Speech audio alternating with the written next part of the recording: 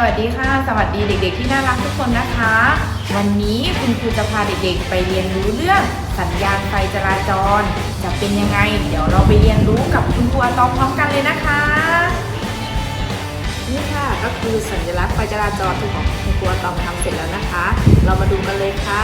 ว่าแต่ละสีนะคะมีความหมายอย่างไรบ้างนะคะเด็กๆสีแรกคือสีแดงนะคะเด็กๆลองทายสิคะว่าสีแดงเป็นสัญลักษณ์ที่ให้ทำอะไรคะสีแดงคือให้เราหยุดนะคะ